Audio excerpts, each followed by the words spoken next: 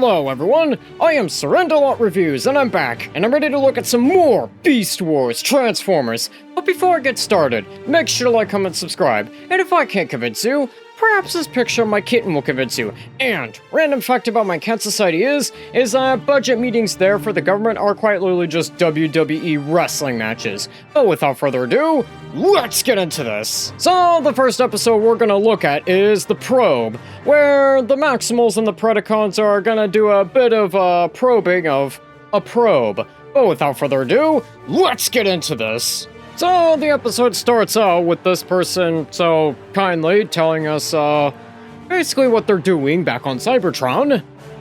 Transwarp ship Axelon, commanded by Optimus Primal, has not been found in normal space. We believe their pursuit of the Predacons who stole the Golden Disc may have taken them into another time zone. Temporal probes launched. If Optimus and his crew are anywhere out there, we'll find them, bring them home. Meanwhile, back on the planet where the Maximals and the Predacons are, well, after the Maximals have a bit of a race to get back to base, well, they end up finding the probe, but, are unable to get a, signal out to the probe. So they're gonna have to fix their transponder to, to alert the probe that they are there and would like to, be rescued.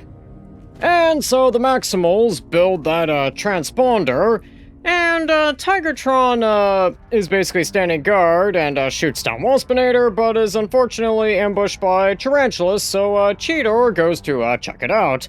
Meanwhile, Dinobot has some, reservations to going back home. No, we need you here. We haven't got much time to finish the array. No, of course. We wouldn't want to miss our chance to go home. Hey, what's biting your senses, Dino Boob? You act like you don't want to get off of this dirt ball. Afraid you'll miss your Predhead friends? You're what I'm afraid of. You're so eager to go home, but your home is not mine. I am Predacon despite our alliance. And when your ship comes to rescue you, my fate will be the same as Megatron's. Perhaps even worse. We won't let that happen, Dinobot. You're a Maximal now, and we'll see that you're treated as one. And what makes you think I want to be? I really like this scene because Dinobot does have a very genuine fear that the Maximals are probably not going to take very kindly to him, being a former Predacon, and he's quite literally afraid that, the Maximals on, Cybertron are still going to see him as, Pred, and, very much show no mercy on him like they probably would Megatron. Even though that, Dinobot technically did switch sides, or officially did switch sides, and is kind of more or less the black sheep of both the Maximals and the Predacons when he was actually still a part of the Predacons. So, this scene here is a nice touch where Dinobot isn't so enthusiastic to go back to Cybertron. Anyways, so Tigertron ends up getting captured by Tarantulas because of this little probe thing that cancels out transformations, and Cheetor goes to try to help, but also gets captured by Tarantulas. And, while the Maximals are building that transponder thing, well, Scorponok spots them and, gets back to Megatron about how, the Maximals are up to something, and, they find out that there's a probe and, they should probably go, destroy that, transponder. And the Maximals are, going to get a bit of a surprise attack from the Predacons, with Scorponok trying to soften them up and failing, and then Pterosaur trying to soften them up, but he's really just a diversion for the main course. Meanwhile, Tigertron and Cheetor end up actually escaping from their cages and end up going to the Predacon repair chambers, and to turn themselves back to normal. But unfortunately for the Maximals, well, in the fight between Optimus Primal and the rest of the Maximals and Megatron and the Predacons, well, the transponder ends up getting destroyed before they can get a signal out to the pod, and basically the episode ends with the transformation thingy getting destroyed, but it's kind of a Pyrrhic victory for the Maximals. And overall, I will say that this was a good episode. I won't say it was the greatest episode, but I do think that the ending on a downer note was actually a pretty good move, where, not every episode ends with the good guys winning. Some episodes actually end with, the bad guys kind of winning, and I also really like how they took an idea from the original generational Transformers, like preventing the Maximals from transforming, or I guess in generational Transformers, preventing the Autobots from transforming, and implemented it here. And overall, I will say that this episode was good, and I really like how basically the people on Cybertron are not exactly just sitting on their thumbs doing nothing and just kind of waiting for if, say, Megatron or Optimus Primal are gonna come out and make themselves known. And overall, I recommend this episode, but I think with that, on to the next episode, which is Guerrilla Warfare, where Optimus Primal is getting a bit of roid rage in this episode. But without further ado, let's get into this. So, the episode starts out with Optimus Primal and Dinobot trying to learn a bit more about the planet, much to the chagrin of Dinobot. And in the process, well, Scorponok ends up ambushing both of them and attaches a little thing to Optimus Primal. And as we end up learning... Rhinox, what's the sitch? Looks like a viral mine. It's fused with his net core. He can't transform while the thing's attached.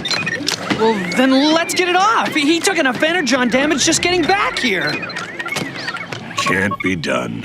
The mine's rerouted all his life support functions to itself. We yank it. He lives for less than a minute. Whoa, that's bad. Gets worse. Right after that, the mine explodes, taking out everyone within sprinting distance.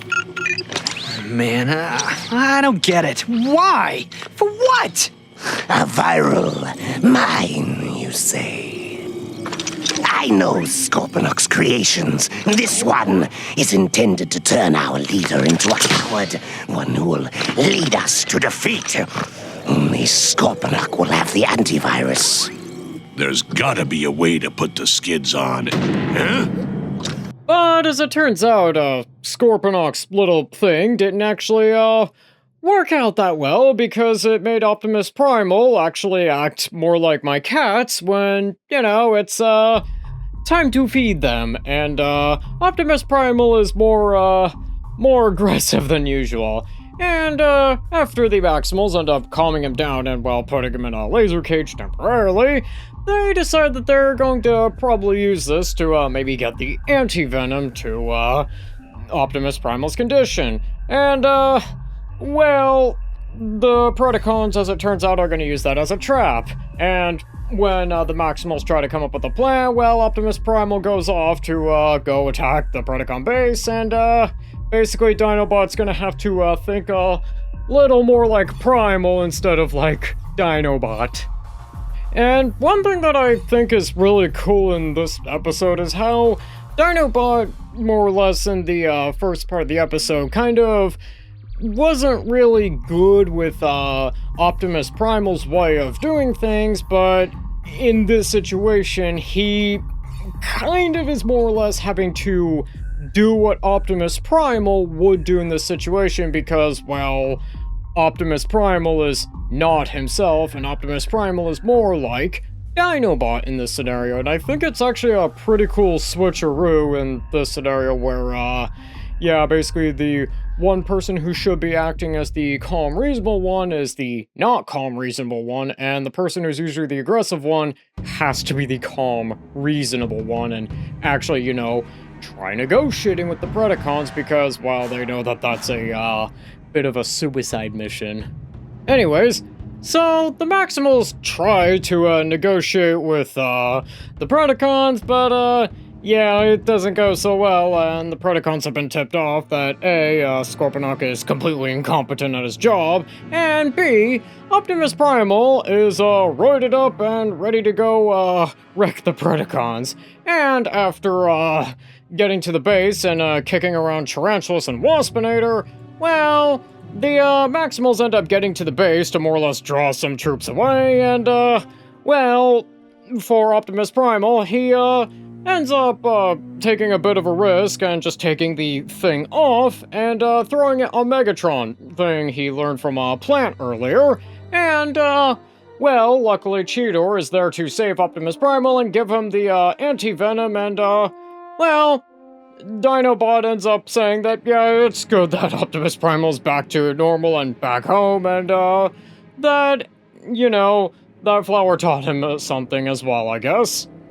And overall, I will say that this episode, was actually a lot better than I remember it. I mean, I do remember this episode being good, but I think I forgot just how good this episode was.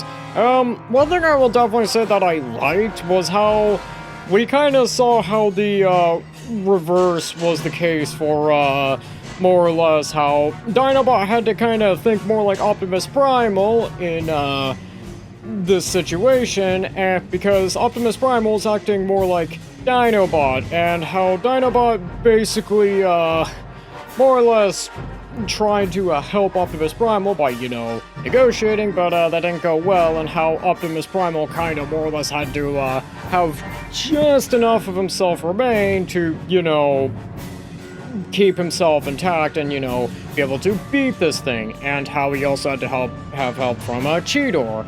And, I also really like how, something we got earlier from that plant that ended up getting that thing on the back of Dinobot, well, actually ultimately, helped a lot with, you know, Optimus Primal here. And overall, I will say that I recommend this episode. I think it's good. Definitely a lot better than I remembered it from a few years ago. But I think with that, that's gonna do it for today. Thank you so much for watching. Don't forget to like, comment, subscribe, and I'll see you in the next one.